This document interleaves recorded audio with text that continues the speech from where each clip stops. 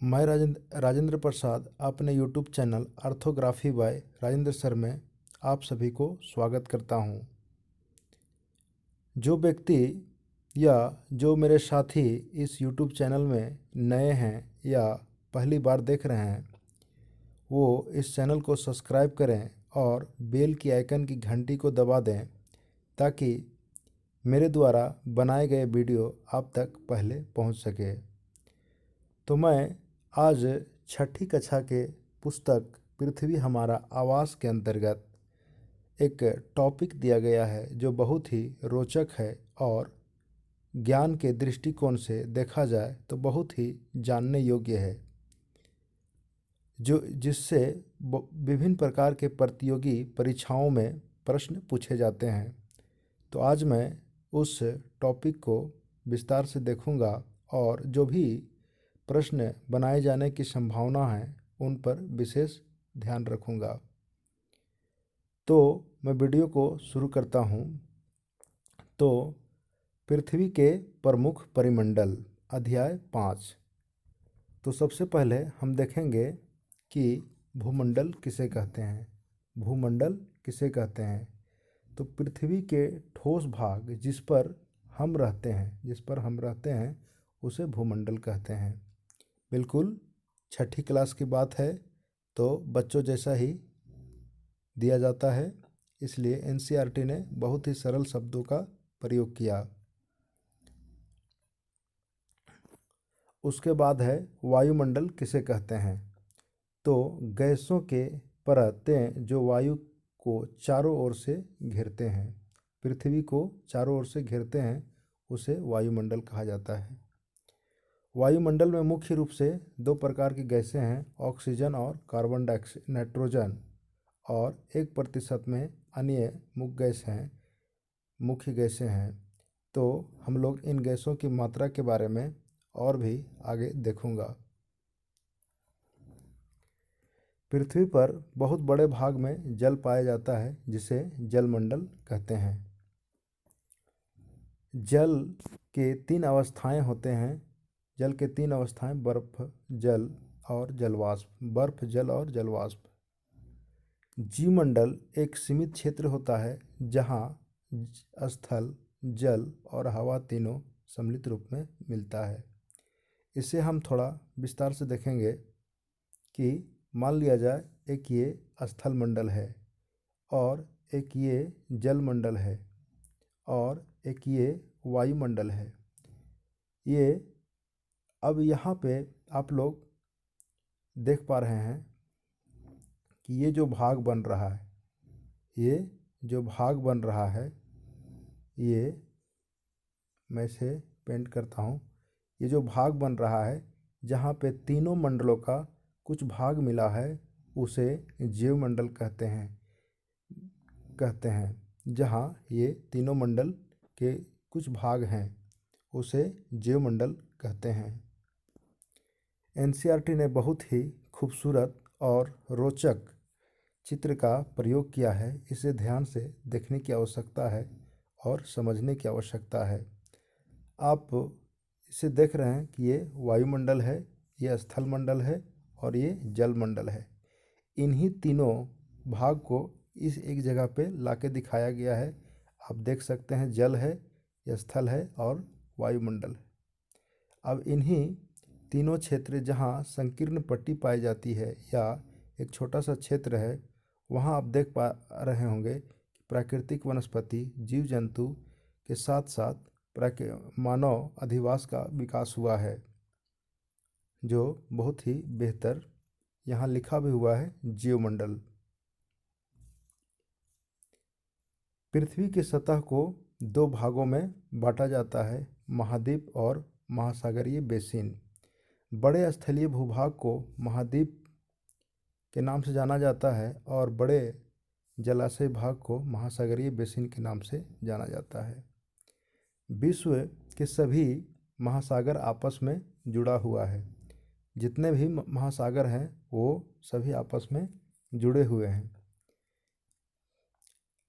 इसीलिए जो भी पर्वतों की ऊंचाई, वो माउंट एवरेस्ट हो या एटलस हो या कोई भी रॉकी हो, कोई भी पर्वत हो, उसकी ऊंचाई समुद्र तल से मेजरमेंट किया जाता है। समुद्र स्थल की ऊंचाई समुद्र तल से मापा जाता है। लिथोस का अर्थ होता है पत्थर। लिथोस का क्या अर्थ है? पत्थर। और एटमास का अर्थ वाष्पीकृत। हाइंडर का अर्थ जल और वायुस का अर्थ जीवन, जो ग्रीक भाषा से उत्पन्न हुआ है। विश्व का सबसे ऊंचा शिखर माउंट एवरेस्ट 8848 मीटर है। 8848 मीटर है, जो बढ़कर 8849 मीटर हो चुका है। और ये घटते बढ़ते रहता है, क्योंकि ये पर्वत जो है हिमालय क्षेत्र में पाया जाता है, और हिमालय एक नवीन पर्वत की श्रेणी में रखा गया है। क्योंकि इसके बारे में भूगर्भिक संरचना पढ़ेंगे तो वहाँ विस्तार से देखेंगे। विश्व का सबसे गहरा भाग प्रशांत महासागर के मेरियाना गर्त में 11,022 मीटर गहरी है। अब हम 7 महाद्वीपों को देखेंगे बारी बारी से। तो एशिया महाद्वीप जो सबसे बड़ा है, सबसे बड़ा महाद्वीप है। यह पृथ्वी के कुल क्षेत्रफल का 1/3 भाग में फैला हुआ है। पूरब की ओर पूर्वी गोलार्ध में स्थित है, जिसमें कर्क रेखा मात्र गुजरती है। पश्चिम में यूराल पर्वत है, जो यूरोप और एशिया को अलग करती है। एशिया प्लस यूरोप को हम लोग यूरेशिया कहते हैं। एशिया प्लस यूरोप को एरेशिया कहते हैं। उसके बाद आता है अफ्रीका महाद्वीप। अफ्रीका महाद्वीप दूसरा बड़ा महाद्वीप है, जिसमें विषुवत रेखा बीचों बीच से गुजरती है। अफ्रीका का बहुत बड़ा भाग उत्तरी गोलार्ध में स्थित है। विषुवत रेखा, कर्क रेखा, मकर रेखा तीनों यही महाद्वीप से गुजरती है। यह महासागर एवं समुद्रों से घिरा हुआ है। विश्व की सबसे लंबी नील नदी, कौन सी नदी? नील नदी इसी महाद्वीप से गुजरती है। अब हम देखेंगे उत्तरी अमेरिका, तीसरा बड़ा महाद्वीप। उत्तर अमेरिका और दक्षिण अमेरिका को पनामा जल संधि जोड़ती है। पनामा जल संधि किसे किसे? उत्तर और दक्षिण अमेरिका को जोड़ती है। पश्चिमी गोलार्ध में है, 3 महासागरों से घिरा हुआ है। वो 3 महासागर का नाम आप लोग कमेंट बॉक्स में हमें बताएं। दक्षिणी अमेरिका, इसका अधिकांश भाग दक्षिणी गोलार्ध में है। दक्षिणी गोलार्ध में है। और पूर्व में अटलांटिक, पश्चिम में प्रशांत महासागर। विश्व की सबसे लंबी पर्वत श्रृंखलाएं एंडीज उत्तर से दक्षिण की ओर फैला हुआ है। विश्व की सबसे बड़ी नदी अमेज़न यहीं बहती है। यूरोप महाद्वीप, उसके बाद आते हैं 5वां नंबर में यूरोप महाद्वीप। एशिया के पश्चिम में है। कहाँ है? एशिया के पश्चिम में है। आर्कटिक वृत्त इससे होकर के गुजरती है।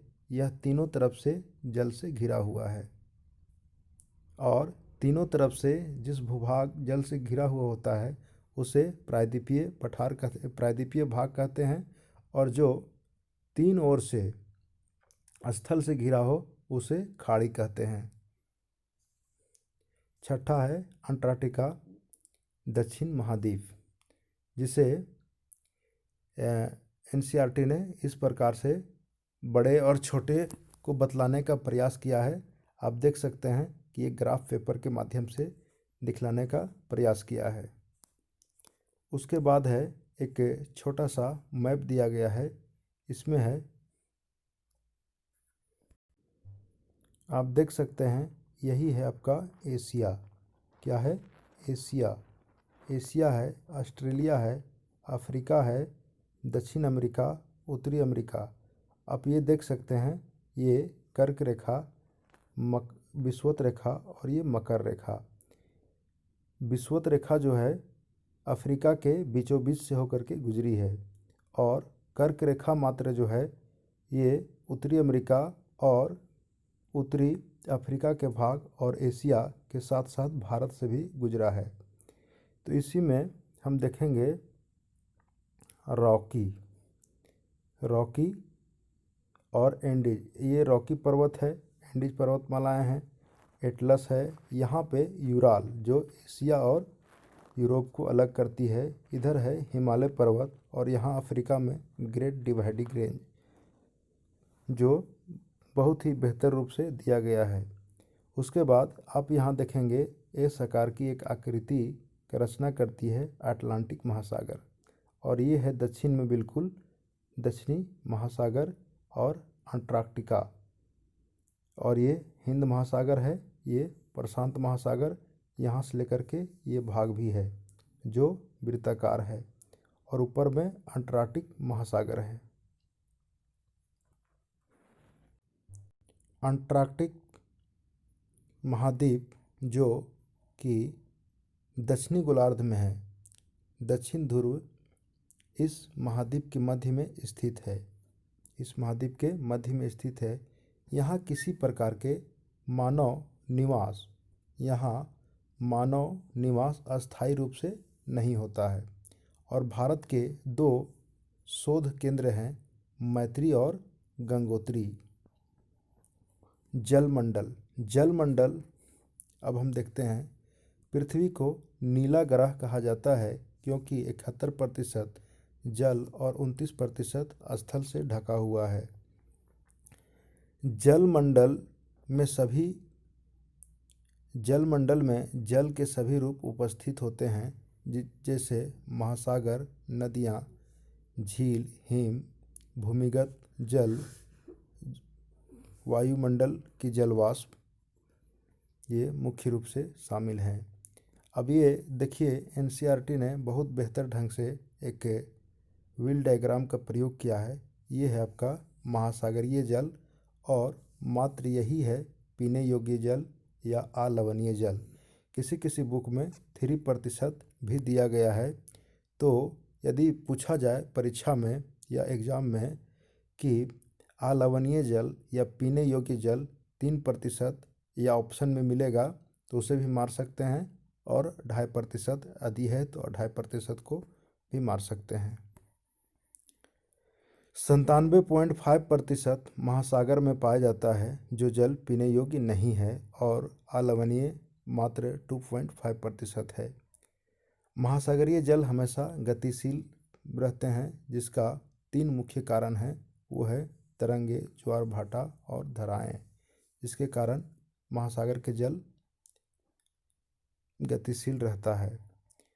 5 महासागर मुख्य हैं। कौन कौन से महासागर मुख्य हैं? 5 हैं, उनको हम देखते हैं। प्रशांत महासागर यह सबसे बड़ी महासागर है। प्रशांत सबसे बड़ी महासागर है जो पृथ्वी के 1/3 क्षेत्र में फैला हुआ है और लगभग वृत्ताकार है। एशिया, ऑस्ट्रेलिया और उत्तरी अमेरिका के चारों ओर स्थित है। पूछा जा सकता है कि प्रशांत महासागर के किनारे पे कौन सा महाद्वीप बसा हुआ है, या प्रशांत महासागर का आकृति त्रिभुजाकार है, आयताकार है, वर्गाकार है या वृत्ताकार है। तो यहाँ से प्रश्न आने की संभावना होती है। अटलांटिक महासागर, यह महासागर अंग्रेजी के एस आकार में है। कौन से महासागर है? अटलांटिक महासागर, जो अंग्रेजी के एस आकार के हैं। पश्चिम किनारे में उत्तर अमेरिका, दक्षिण में दक्षिण अमेरिका और पूर्व में यूरोप तथा अफ्रीका है स्थित है। इसके तटरेखा दंतुरित है, जिसके कारण प्राकृतिक पोताश्रय एवं पतनों के लिए बहुत ही उपयोगी है। व्यापार की दृष्टि से सबसे अधिक है। तो बच्चों, इसके दंतुरित आकार के मतलब दांत की तरह, मानो कि दांत की तरह आगे पीछे जो होता है, उसी प्रकार ये कटा फटा है, जिसके कारण जो है इसमें प्राकृतिक रूप से बंदरगाहें और पोताश्रय और नौकायान के लिए बेहतर माना जाता है, क्योंकि ये पोताश्रय के लिए बहुत जगह कटा फटा नहीं होता है तो बनाना पड़ता है, लेकिन ये प्राकृतिक रूप से प्रदत्त है। और ये एनसीईआरटी ने चित्र को प्रयोग किया है। एक डबलिन है, यहीं पे आप देख सकते हैं बेलफास्ट। डबलिन यूनिवर्सिटी से ही हमारे ज़िले में अवस्थित संत कोलंबा महाविद्यालय का प्रशासन व्यवस्था शुरुआती दौर में चला करता था। हिंद महासागर यही एक महासागर है जिसका नाम हिंदुस्तान के नाम पर रखा है। पूछा जाता है कि कौन से महासागर एक देश के नाम पर रखा गया है, तो वो हिंद महासागर है, जो त्रिभुजाकार है और इसके उत्तर में एशिया, पश्चिम में अफ्रीका, पूर्व में ऑस्ट्रेलिया है हिंद महासागर। अब आता है चौथा नंबर, आर्कटिक महासागर। यह महासागर उत्तर ध्रुव वृत्त में स्थित है तथा यहाँ उत्तर ध्रुव चारों ओर फैला हुआ है। यह प्रशांत महासागर के छिछले जल वाले संक्रीय भाग से जुड़ा हुआ है, जिससे बेरिंग जल संधि के नाम से जाना जाता है। यह उत्तर अमेरिका के तटों तथा यूरेशिया से घिरा हुआ है। किससे घिरा हुआ है? उत्तर तटों तथा यूरेशिया से घिरा हुआ है। अब देखेंगे बच्चों वायुमंडल। तो ये मेरे प्यारे छात्र हैं जो बहुत ही आरामपूर्वक बैठ के एग्ज़ाम लिख रहे हैं। जिन लोगों ने मुझे बहुत ही प्यार दिया और मेरे माध्यम से इन लोग का भी बहुत लाभ हुआ, तो मैं इन बच्चों को बहुत ही याद करता हूँ और हमें भी याद करते हैं। तो हम देखते हैं सबसे पहले क्षोभ मंडल है। क्या है? क्षोभ मंडल, जिसमें जीवन पाया जाता है, इस जो पृथ्वी के सबसे नज़दीक है। और इस मंडल को परिवर्तन मंडल, अधोमंडल के नाम से भी जानते हैं।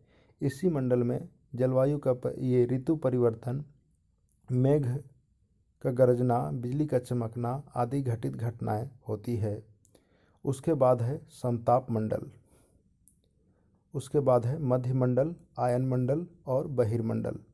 ये सारे मंडलों के बारे में जब मैं वायुमंडल पढ़ाऊंगा तो उसमें विस्तार से चर्चा करूंगा। हमारे पृथ्वी के चारों ओर गैसों की एक परत से घिरी हुई है, जिसे वायुमंडल कहा जाता है। वायुमंडल सूर्य के हानिकारक किरणों से हमें बचाती है और 1600 किलोमीटर तक ऊंचाई तक फैला हुआ है। पूछा जा सकता है कि वायुमंडल का विस्तार कितना किलोमीटर तक है, उसमें लिख देगा 1650, 1760, 1559 या 1600। तो ये 1600 को टिक करना है हम लोग को। वायुमंडल को तापमान तथा अन्य आधारों पर 5 वर्गों में बांटा गया है। वायुमंडल पूछा जा सकता है कि किन किन आधारों पर वायुमंडल के परतों का विभाजन या वर्गीकरण किया गया है।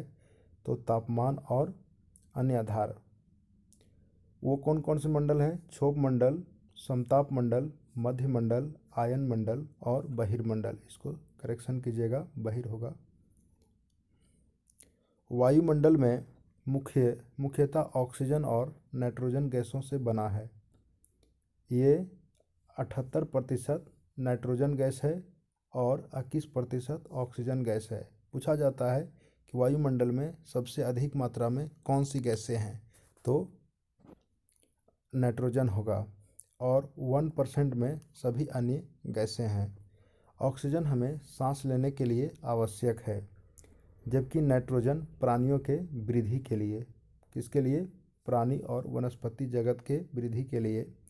इसीलिए किसान भाइयों के द्वारा जब भी यूरिया का प्रयोग किया जाता है, यूरिया का आप लोग ध्यान से देखिएगा, यूरिया के बोरा में 46% N लिखा हुआ होता है। तो क्या है? 46% उसमें नाइट्रोजन है, जो पौधों को बढ़ाने का काम करती है। कार्बन डाइऑक्साइड बहुत कम मात्रा में है, लेकिन यह पृथ्वी के द्वारा छोड़ी गई ऊष्मा को अवशोषित करती है और पृथ्वी को गर्म करती है।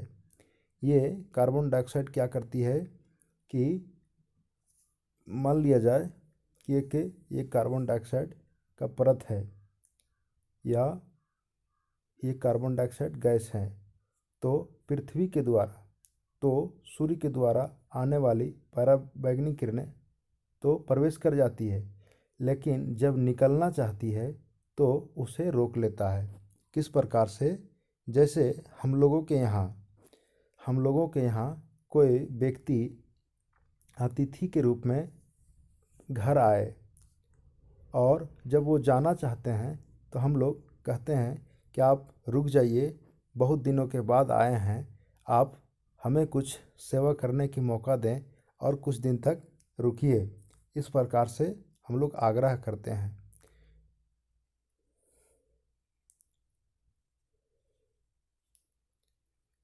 जो पृथ्वी को गर्म रखती है, यह पौधे के विकास के लिए बहुत ही आवश्यक होती है। पहाड़ और जब हम लोग पहाड़ पर चढ़ते हैं, जैसे जैसे ऊपर की ओर चढ़ते हैं तो वायु का घनत्व जो है धीरे धीरे कम होने लगता है, वायु दबाव कम होने लगता है, जिसके कारण पहाड़ों पर, कहाँ पे? पहाड़ों पर पर्वतारोहियों को हवा के घनत्व कमी होने के कारण सांस लेने में दिक्कत होने लगती है और उनको देखे होंगे कि ऑक्सीजन के सिलेंडर लेकर के जाना पड़ता है, ऑक्सीजन के सिलेंडर। और वायु गतिशील होने का, गतिशील वायु को पवन कहते हैं। पवन किसे कहते हैं? गतिशील वायु को ये पवन कहते हैं, जो अस्थिर नहीं रहती है, चलते रहती है। जीवमंडल स्थल मंडल तथा हवा के बीच एक सीमित भाग है, जिसको हम देख चुके हैं। जीवमंडल के प्राणियों को मुख्यतः दो वर्गों में बांटा गया है, एक है जंतु जगत और दूसरा पादप जगत।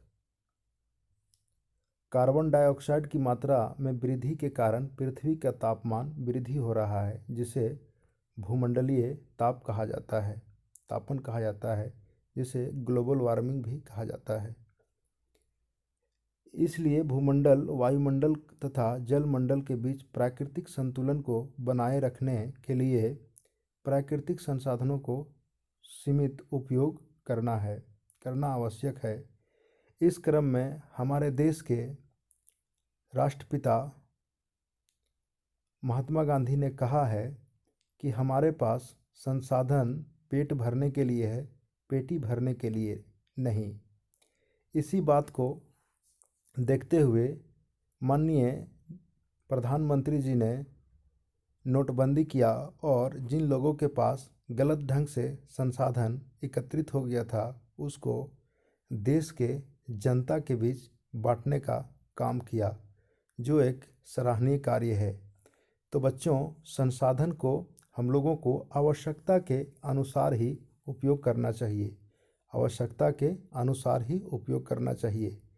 जिस प्रकार हम लोग क्या करते हैं, घर में काउंट करते हैं कि पूरे 5 परिवार हैं या 3 परिवार हैं या 2 परिवार हैं, उसी के अनुसार हम लोग क्या करते हैं, भोजन को बनाते हैं, चावल को बनाते हैं। अन्यथा हम लोग, मान लिया जाए कि 5 आदमी हैं और 2 केजी चावल बना देंगे तो वो बर्बाद होगा। ठीक इसी प्रकार आवश्यकता के अनुसार ही संसाधनों का उपयोग करें, नहीं तो समस्या विकराल होते जा रहा है। और इस समस्या को कम करने में अपना महत्वपूर्ण भूमिका अदा करें, ताकि आने वाला पीढ़ी आपका भी नाम ले। धन्यवाद मेरे साथीगण एवं मेरे छात्रगण। इस वीडियो से मुझे उम्मीद है कि आप सभी को ज़रूर लाभ मिलेगा। ये मेरा तस्वीर है, आप लोग देख रहे हैं, और ये मेरे छात्र छात्राएं हैं जो शांतिपूर्वक बैठकर परीक्षा दे रहे हैं। Thank you for watching.